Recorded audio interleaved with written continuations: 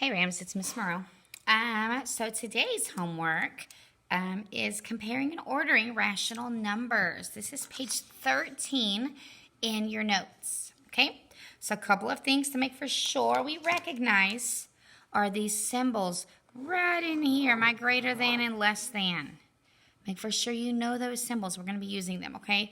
So the first thing we're going to do, there are two things we're going to focus on here. We're going to order a set of rational numbers, and we'll learn more about that terminology, rational numbers. But basically, it's fractions or decimals or even any whole numbers or even positive or negative integers, okay?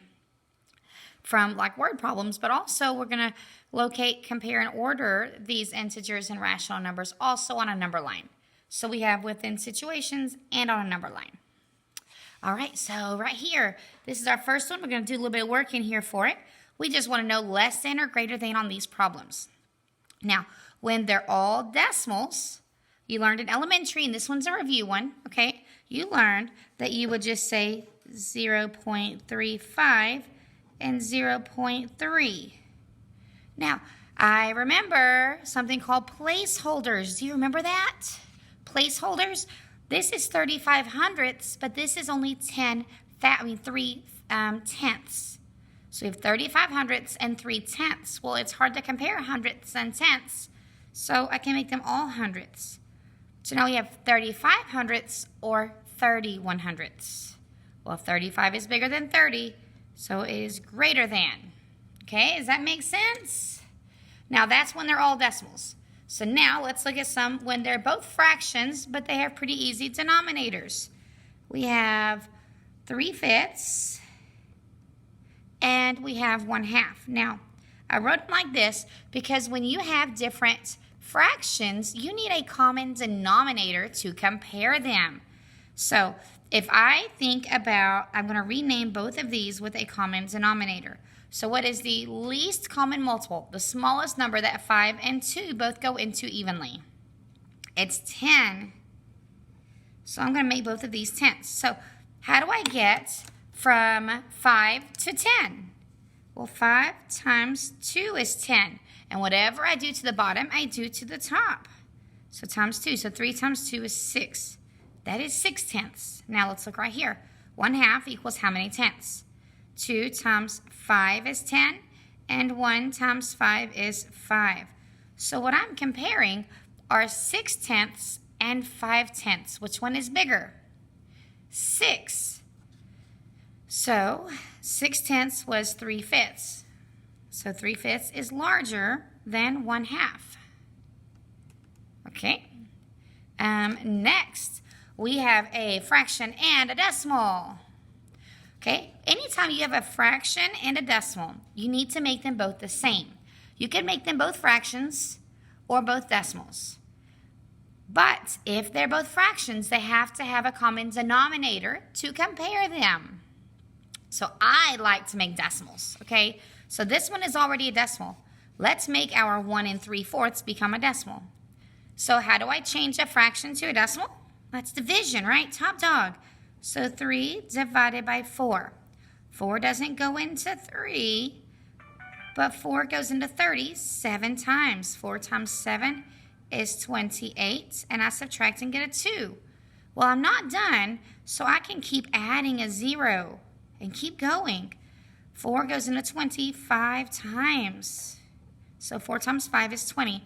Now, it's not a 0.75 because there's a 1 in front. So this actually becomes 1.75. Oh, but it's also 1.80. It says 1 75 hundredths or 1 80 100ths. Which one is larger?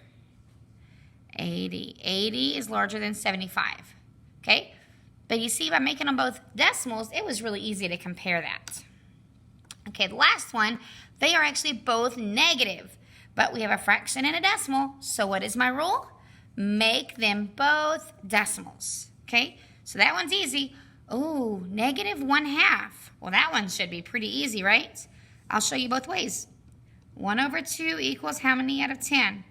2 times 5 is 10, so 1 times 5 is 5. 5 tenths is the same thing as 0.5. I could also do that problem with division. 1 divided by 2, top dog.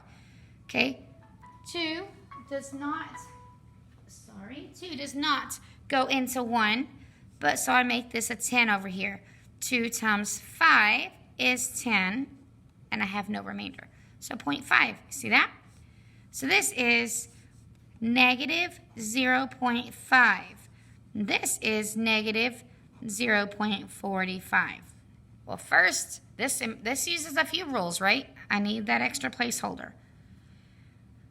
Okay, these are the two numbers we're comparing. Now, when they're positive, 50 is larger than 45. But remember, when they're negative, 50 is going to be farther from 0, so it is actually less than negative 45 hundredths because it's negative. Okay? You can think about it like money, negative 50 cents. So you have negative 50 cents in your bank account or negative 45 cents. Which one is less money? Okay, the negative 50 cents right there. Okay, so less than. All right. These right down here, this just gives you, these actually would have had places for all of the top problems on here. So I'm going to look at 0.35. Okay, this is 0.35 and this is 0.3.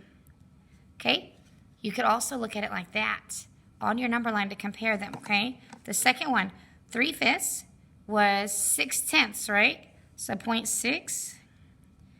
This is 3/5 and this is 1/2. Okay, and then we have 1.8. Uh-oh, this is 1, 2, 3, 4 pieces between 1 and 2. So that means each one is 0.25, right?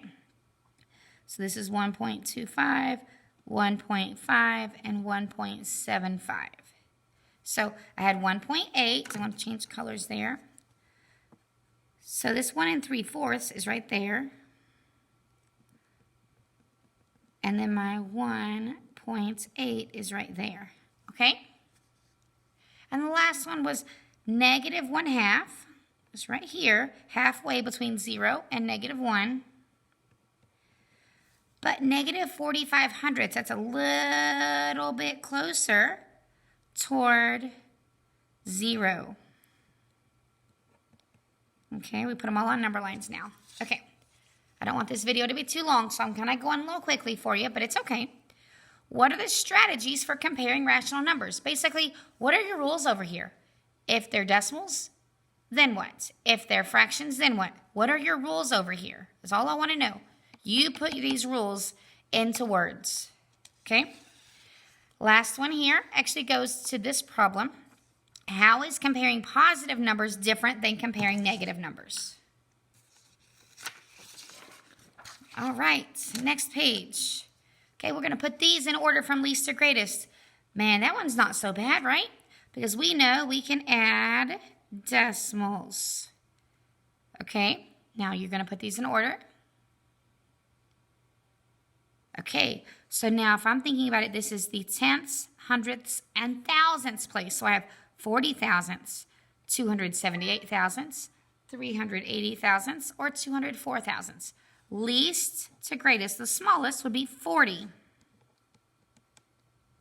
040. Okay, then my next smallest, I have 278, 380, or 204. It's 204.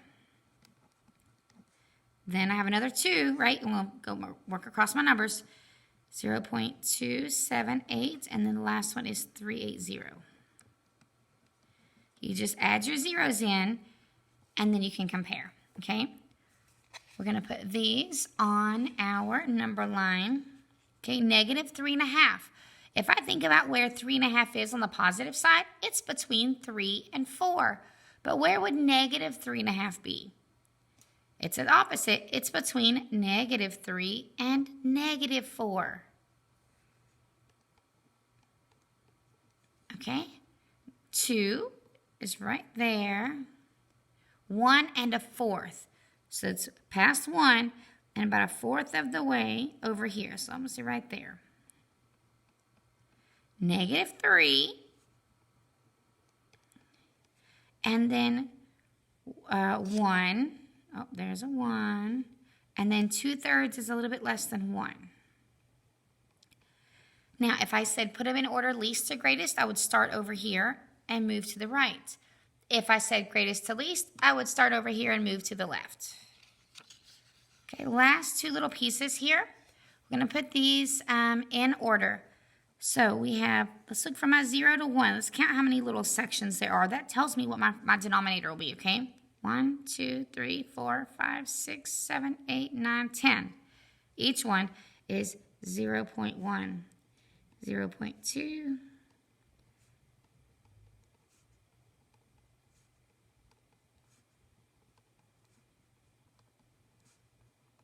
okay, so what I'm going to do is ask you a few simple questions.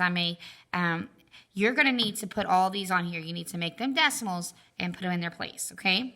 Notice right here, between -1 and 0, there are 1, 2, 3, 4 sections here. So each one is worth 1/4. That is the interval here. Okay, each one is 1/4, 2/4, 3/4. This is not new. The only thing new is that it's a little bit in the negatives. But you can handle this, okay? This is -1/4, -2/4, -3/4, right? -1 and 1/4, -1 and 2/4, which is, a half. Okay, so we're going to put these in order from greatest to least, these in order least to greatest, okay?